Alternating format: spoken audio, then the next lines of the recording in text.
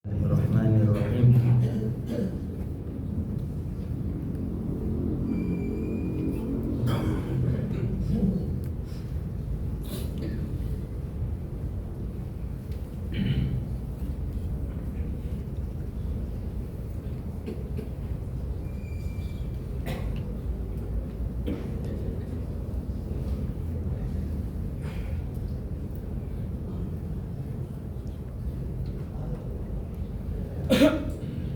Bismillahirrahmanirrahim. Assalamualaikum warahmatullahi wabarakatuh. Bismillah, alhamdulillah, wassalatu wassalamu ala rasulillah Sayyidina Muhammad ibni Abdillah wa ala alihi wa ashabihi wa man tabi'ahu wa wala amma ba'du.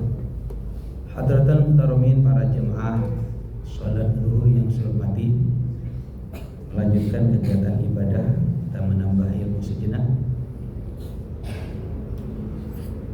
Mengapa harus ngaji? Mengapa harus menambah ilmu? Karena kita selalu berdoa kan, Rabbi zidni ilma. Rabbi, wahai Tuhan kami, zidni, tambahi kami ilmu. Artinya ilmu itu mulia. Ilmu itu mulia. Makanya walaupun Nabi Muhammad masih berdoa, Rabbi zidni ilma. Para ulama-ulama yang alim, alamah, doa Rabbi zidni ilma, itu artinya menunjukkan ilmu itu mulia. Para jemaah sekalian, selanjutnya saya ingin menjelaskan sedikit berkaitan dengan ibadah haji. Karena sekarang sudah mulai jamaah haji Indonesia bergerak ke tanah suci. Walaupun kita masih belum, tapi barangkali dengan sedikit kajian ini menambah semangat kita untuk bisa melaksanakan ibadah haji. Para jemaah sekalian, ibadah haji itu berangkat daripada perintah Allah dalam Al-Quran, surat Ali Imran ayat 97. Walillahi 'alan nasi hajjul bait man istata'a ilaihi sabila. Walillahi, dan kewajiban manusia terhadap Allah. 'Alan nas, wajib bagi manusia. Apa yang diwajibkan oleh Allah kepada manusia adalah hajjul bait, haji ke Baitullah. Bagi siapa? Man istata'a, bagi orang yang istita', bagi orang yang mampu untuk jalan ke sana. Ini para pendengar sekalian, dalam Al-Quran Allah Subhanahu wa taala juga mengingatkan, wa atimul hajj wal umrata lillah. Sempurnakan haji dan umrah lillahi, karena Allah. Kalimatnya lillah, karena Allah. Ini ditekankan. Karena di akhir zaman nanti banyak orang melaksanakan haji dan umrah bukan lillah. Apa ini? Bukan ramalan, tetapi Rasulullah menyampaikan, memberi sebuah pandangan bahwa umatku nanti di akhir zaman banyak orang haji dan umrah yang kaya bukan lillah tapi litijarah, dagang, bisnis. Yang banyak duit linnuzhah, jalan-jalan. Ini fenomena ini sudah muncul. Yang ditanya bukan ibadahnya, tapi hotel kamu di mana, makanannya enak enggak. Jadi ini fenomena ini sudah diprediksikan oleh Nabi. Yang kaya dagang, yang banyak duitnya jalan-jalan. Ustadz kiainya lisum'ah, biar terkenal, biar masyhur. Kalau kiai belum ada hajinya, belum keren gitu ya, haji. Nah ini mohon maaf, Rasulullah menyampaikan ini bukan menuduh. Bapak-bapak jangan tersinggung, saya juga jangan tersinggung. Kemudian ada yang terakhir, wa fuqara'hum lil mas'alah. Yang fakir-fakir itu datang ke Mekah Madinah bukan untuk haji umrah, tapi untuk ngemis. Kalau orang yang belum pernah ke sana mungkin memang ada yang pengemis, ya ada lah. Ada. Malah modusnya itu saya dari Pakistan, kemudian kehilangan dompet, tiba-tiba minta duit, jatuhnya ke penipuan. Nah ini maksudnya apa para jemaah sekalian? Kalimat lillahi ta'ala ditekankan karena fakta kenyataannya begitu. Kenyataannya begitu. Dan kita ini diingatkan oleh Rasulullah agar kita tidak masuk ke sana. Makanya kalau saya pengajian menjelaskan hal-hal yang tidak benar, tapi itu memang benar prediksi Rasulullah, yang nggak mungkin salah kan? Itu tujuannya, katanya ulama, Rabtu syarra, aku tahu kejelekan, lalis syarri, bukan untuk dikerjakan, bukan untuk nuduh orang, tidak. Lakinna litauqihi, tujuannya agar kita terjaga. Karena wa man la ya'rifu syarra minan nasi yaqa fihi, kalau kita tidak tahu itu kejelekan, tidak tahu itu curang, kita lewat ya, kita nyemplung ke sana nanti. Ini wajib sekalian, kalimat di dalam Al-Quran itu lillahi, karena Allah, wa atimul hajja wal umrata lillah. Karena para jemaah sekalian, mengapa itu kita garis bawahi? Karena ibadah haji ini salah satu rukun Islam yang kita kenal. Pergi haji bagi yang mampu. Ini di dalam kitab hadis sahih, hadis Sahih Bukhari, hadis Sahih Muslim. Catatan Pak ya, kalau ada hadis Sahih Bukhari Muslim, ini namanya hadis muttafaqun alaih, hadis yang disepakati oleh dua imam hadis. Kalau dua imam hadis disebut ya Bukhari Muslim. Kalau disebut syaikhani, dua syekh di bidang hadis ya Bukhari Muslim. Kalau syaikhani di bidang tafsir Jalalain, Imam Jalaluddin As-Suyuti dan Imam Jalaluddin Al-Mahalli. Kalau syaikhani di dalam kitab fikih dikenal para ulama itu, mereka ada Imam Nawawi dan Imam Rafi dan seterusnya. Para jemaah sekalian, ya, jadi kalau sudah muttafaqun alaih, ya sahihnya luar biasa gitu. Tapi kalau dibanding Bukhari baru Muslim. Ada hadis sahih versi yang lain ada. Kemudian para jemaah, mengapa kita harus memperhatikan betul soal ini, soal haji ini? Karena al-hajjul mabrur laisa lahu jazaa illa al-jannah. Haji yang mabrur tidak ada balasan baginya kecuali surga. Kemudian bisa menghapus dosa. Misalnya di dalam Sahih Bukhari itu disebutkan, man hajjalillah, barang siapa haji karena Allah, walam yarfus walam yafsuk, tidak pernah berbuat dosa, tidak pernah berbuat fasik, maka dia akan kembali seperti halnya dia itu baru lahir. Baru lahir artinya luar biasa. Untuk itu para jemaah sekalian, sebelum saya tutup pengajian ini, ayo niat dalam hati. Kalau sudah ada pengajian begini, ya Allah saya mau niat haji, sehingga nanti kalau saya mati duluan, bapak mati duluan, gak sempat haji, sudah ada azam. Jadi besok ditanya sama Allah, kamu kok gak haji? Gak punya biaya, gak niat kan? Oh iya, harusnya niat. Jadi harus azam. Kalau niat itu melakukan sesuatu bersamaan dengan pekerjaannya. Misalnya saya niat sholat zuhur, Allahu Akbar, bersamaan, namanya niat. Kalau azam itu bermaksud atau berniat, bercita-cita, harus itu. Sehingga nanti kita kalau ditanya kenapa nggak haji, nggak cukup biaya, kenapa nggak haji? Ya saya sudah daftar tapi belum dapat kota, keburu meninggal. Ya, barangkali nanti bisa ada kompensasi ya, gantinya haji itu ya sholat Jumat ya. Karena sholat Jumat itu hajjul fuqara wal masakin. Sholat Jumat itu hajinya orang fakir dan orang miskin. Para jemaah sekalian, terus bagaimana hukum haji itu? Hukum haji itu jelas fardu ain. Fardu ain pun bagi yang memenuhi syarat, itu pun sekali seumur hidup. Ada syarat wajib haji, baru dia itu, mohon maaf Pak, perhatikan Pak ya, kalau ada syarat, ada rukun. Kalau syarat itu di luar Pak, syarat sahnya sholat, wudu kan di luar. Kalau rukun di dalam, misalnya Allahu Akbar, ya Fatihah itu rukun. Kalau wudu, baju harus suci, itu kan di luar, harus disiapkan dulu. Jadi kalau syarat wajib bagi orang, syarat wajib haji itu tentu Islam. Yang enggak Islam enggak, baligh yang enggak baligh enggak, berakal yang gila enggak, merdeka yang budak enggak, istita'ah mampu.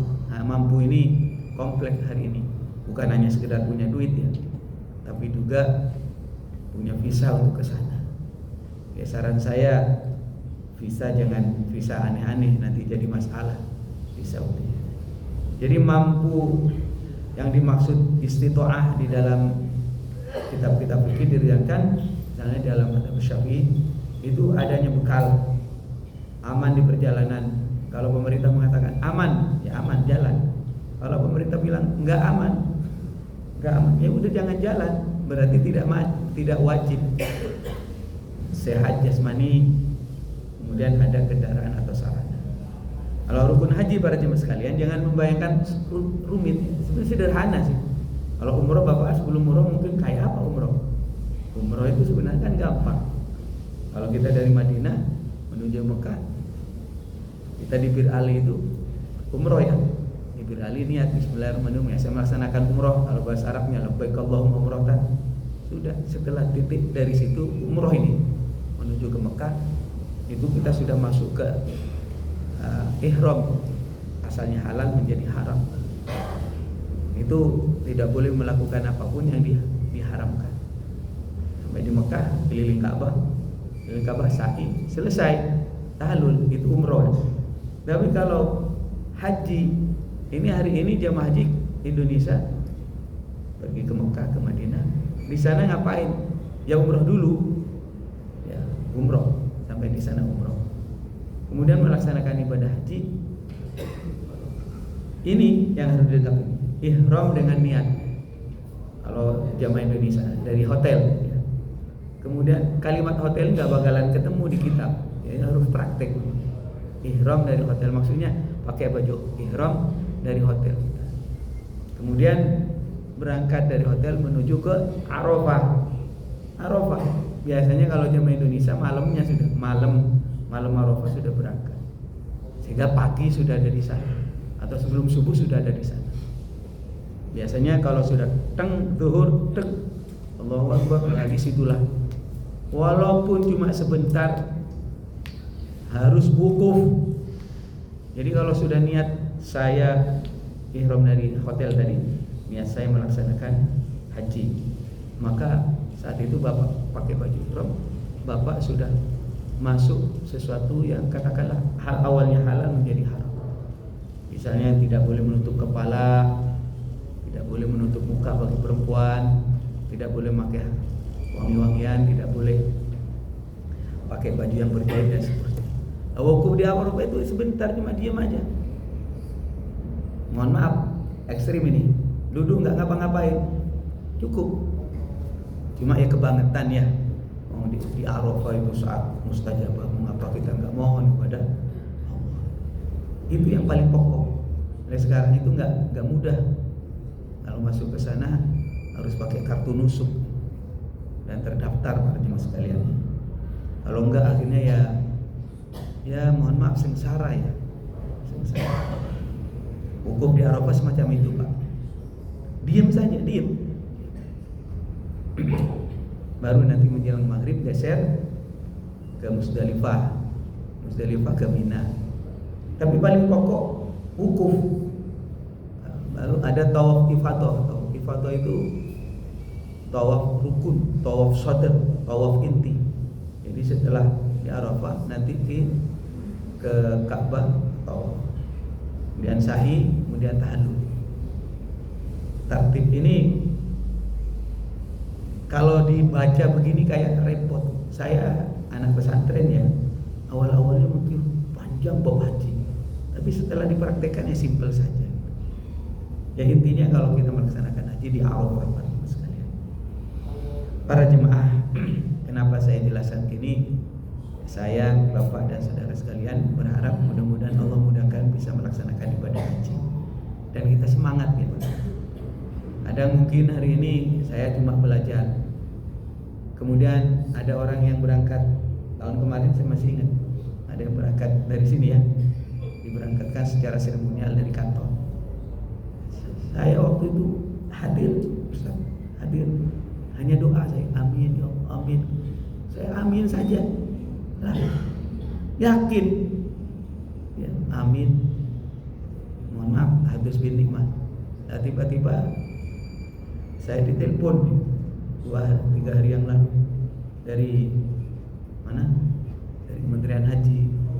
Pak Kiai diundang kerajaan Saudi, ada 10 kiai ulama untuk ikut haji. Kan nggak masuk akal. Nggak masuk akal. Maka saya baca kitab ini gitu. Maksudnya nularin kebaikan, barangkali bapak-bapak ya ada niat, memang harus ada azab, tidak boleh kosong. Sehingga nanti kalau kita punya biaya, yang didahulukan itu. Para jemaah yang saya hormati, apa yang saya sampaikan tidak ada lain kecuali berharap menjadi ilmu yang bermanfaat, kemudian menjadi semangat kita untuk bisa melaksanakan ibadah haji. Terus bagi kita yang di Indonesia, saran saya hari ini, ayo cepat-cepat niat berkurban. Ya, kalau nggak haji, kurban aja lah gitu. Kalau bisa ya kurban sapi, kalau nggak bisa ya kurban kambing. Kalau nggak bisa sama sekali, kalau daripada kosong tidak ada yang sembelihan, darah yang mengalir, ya bukan istilah kurban, sedekah ayam gitu kira-kira, sampai begitu adanya. Dan ini bulan April Pak, ini masih bulan April ya, bulan April. Sisa berapa hari ini April ini? Seminggu lagi. Tambahan saja ya. Ayo semangat.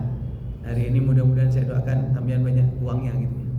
Katanya Mbah Mun, beliau sudah wafat. Nah, Cung katanya, tandain ya, kalau kamu bulan April banyak duit, setahun banyak duit. Ini gak ada kitabnya kata beliau, tapi ditenin, tandain. Kalau ada orang bulan April ada duit, setahun akan ada duit. Saya itu Pak, bener Pak, dapat nasihat begitu. Saya itu ikhtiar Ustaz, punya mobil saya jual Ustaz, saya pegang duit untuk memaknai ya wasiat lah ya. Ya saya harapkan bapak-bapak bulan April ini kan sudah masuk nih, udah pesan kurban gitu, entah kambing entah sapi, boleh kolektif ya. Tapi pesan saya tetap kambing itu untuk satu orang. Lalu bagaimana hadis yang mana? Hadis ada keterangan Nabi Muhammad SAW yang mengatakan ini kurban kambing untukku dan untuk umatku. Di mana itu pakai? Ada hadis begitu. Berarti kan boleh bersama-sama. Saya jawab itu khusus Nabi Muhammad. Yang kedua maknanya yang dimaksud adalah pahalanya. Misalnya saya nih kurban kambing untuk saya. Kemudian saya niatkan, ya Allah, pahalanya sampaikan ke bapak ibu saya, kakek nenek saya, guru-guru saya. Ya boleh pahalanya, tetapi secara syariat satu kambing untuk satu orang, satu sapi satu unta untuk 7 orang. Sederhana tetapi saya sampaikan karena ada yang menjelaskan tidak sama seperti saya. Ada yang mengatakan, nggak usah begitulah, satu kambing untuk satu keluarga, untuk syiar. Saya bedakan syiar dengan tata tertib yang sudah ditetapkan, bedakan. Demikian para jemaah sekalian, mudah-mudahan ada guna dan manfaatnya. Amin ya rabbal alamin. Cukup ya? Oh ya, kalau ada yang bertanya silakan. Kalau nggak ada, saya yang bertanya. Ada hadiahnya enggak ini? Oh iya, ada hadiah. Ini Pak, lumayan ini Pak. Ayo, ada yang bertanya silakan. Yang berangkat haji. Yang tanya saya doakan berangkat haji. Nah. Daftar udah. Monggo ya. Daftar udah. Waktu aja. Ada yang tanya? Yang tanya ini katanya dikasih hadiah katanya. Nah.